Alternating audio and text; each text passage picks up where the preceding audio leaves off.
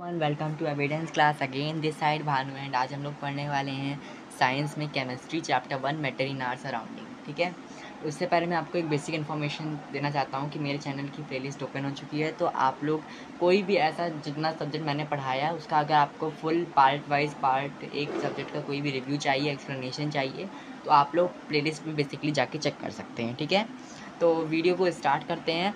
अब हम लोग जानेंगे ना कि मैटर क्या होता है। अब मैटर ये जो आपकी क्लास 9 की केमिस्ट्री है पूरी इस चैप्टर से ही रिलेटेड है, क्योंकि आपकी जो क्लास 9 की केमिस्ट्री है उसमें बेसिकली 4 चैप्टर्स हैं। मैटर इन आवर सराउंडिंग पहला हो गया, देन इसके बाद आपका जो भी चैप्टर हो वो हम लोग पढ़ लेंगे। ठीक है, तो यहाँ पे हम लोग मैटर के बारे में पढ़ेंगे कि मैटर क्या होता है, मैटर की प्रॉपर्टीज़ जानेंगे, कैरेक्टरिस्टिक जानेंगे, और भी बहुत सारी चीज़ें हैं जो जानेंगे, और कुछ लास्ट में हम लोग कुछ टर्म्स को जानेंगे।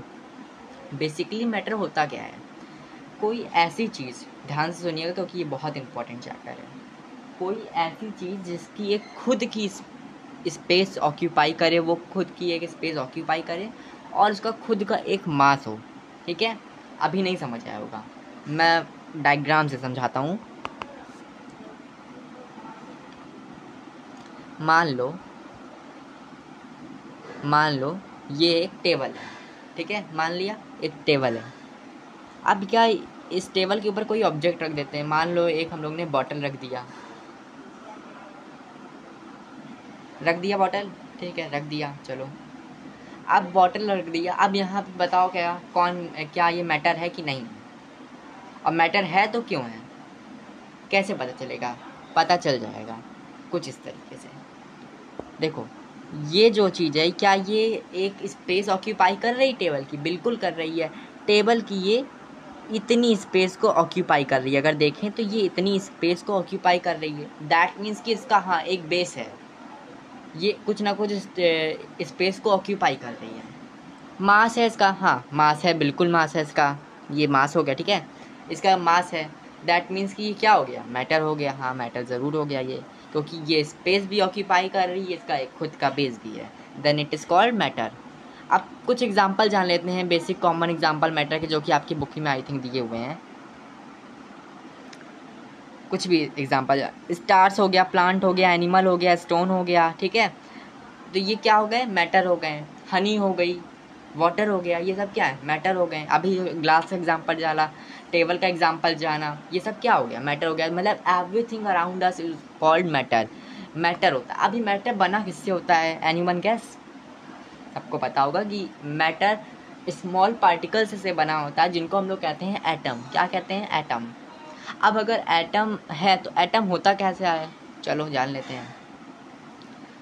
बेसिकली क्या होता है, एक ऑब्जेक्ट है, वो उसके भी मॉलिक्यूल्स होते हैं। ठीक है, अब वो मॉलिक्यूल्स किससे बने होते हैं, एटम से बने होते हैं। देन हम लोग ये कह सकते हैं कि हाँ हर एक मैटर किससे बना होता है, एटम से बना होता है।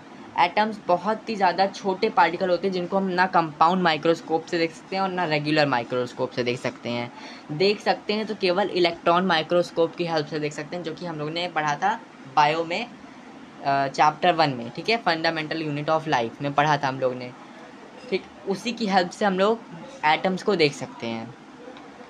अब ये जान लिया कि मैटर होता क्या है। अब मैटर के नेचर कैसा होता है, मैटर का 2 नेचर होता है, एक होता है फिजिकल नेचर और एक होता है केमिकल नेचर। कौन कौन सा, फिजिकल और केमिकल नेचर।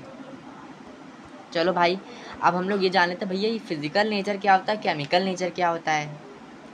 अभी बेसिकली इस चैप्टर में हमको पढ़ना है फिजिकल नेचर के बारे में। केमिकल नेचर दिमाग से निकाल दो, केमिकल नेचर हम लोग पढ़ेंगे नेक्स्ट चैप्टर में। फिजिकल नेचर पढ़ने वाले हैं इस चैप्टर में हम लोग। फिजिकल नेचर 3 तरीके के होते हैं मैटर के। सबसे पहला कौन सा होता है, matter is made up of a particle. Matter जो होता है वो पार्टिकल से मिलके बना होता है। ठीक है, कैसे पार्टिकल, उन्हीं पार्टिकल्स को हम लोग कहते हैं एटम। क्या कहते हैं, एटम कहते हैं। अब ये पार्टिकल से मिलके बना होता है, तो इस नेचर के थ्रू हम लोग क्या समझ रहे हैं, ठीक है, क्या समझ रहे हैं यहाँ पे हम लोग जानेंगे। एक एक्टिविटी दी, क्योंकि एक्टिविटीज जब कोई चीज़ केमिस्ट्री में जानेंगे ना तो वो ईजी हो जाता है कॉन्सेप्ट। अब देखो यहाँ पे एक बीकर लिया हुआ है, अब इस बीकर में वाटर फिल है और उसके साथ साथ शुगर और सॉल्ट को ऐड करा गया है। तो हम लोग क्या देख रहे हैं कि जो शुगर और सॉल्ट है वो वाटर में डिज़ोल्व हो जा रहा है। कैसे डिज़ोल्व हो जा रहा है, इट इज़ द साइंस, ठीक है। कैसे डिज़ोल्व हो जा रहा है, इसके पीछे एक कंसेप्ट है, एक रीज़न है जिसके थ्रू वाटर डिज़ोल्व हो जा रहा है, ठीक है।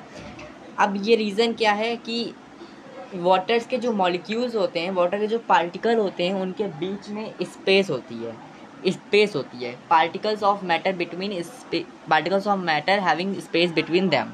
पार्टिकल्स के जो मैटर के जो पार्टिकल होते हैं उनके बीच में क्या होती है, स्पेस होती है, जिनकी स्पेस में ये वाटर और सॉल्ट जाके बैठ जाते हैं, फिट हो जाते हैं, जिसकी वजह से हमको लगता है कि जो वाटर और सॉल्ट है, शुगर और सॉल्ट है, वो वाटर में डिज़ोल्व हो गया है, ठीक है।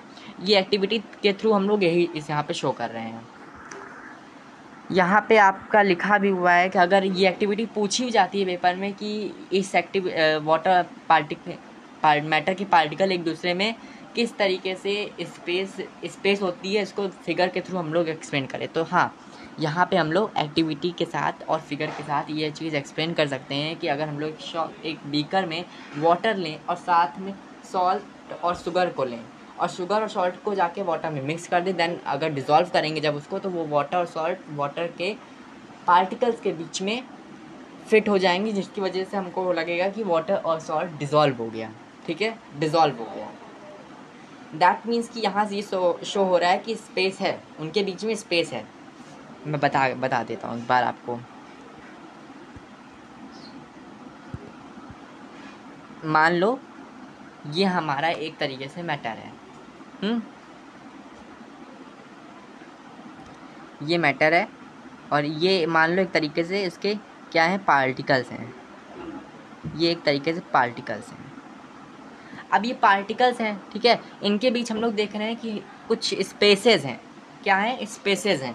अब इन स्पेसेस के बीच ना, इस जो ये शुगर के पार्टिकल्स और या मॉलिक्यूल्स होते हैं और सॉल्ट के जो पार्टिकल्स और मॉलिक्यूल्स होते हैं, ये जाके बैठ जाते हैं।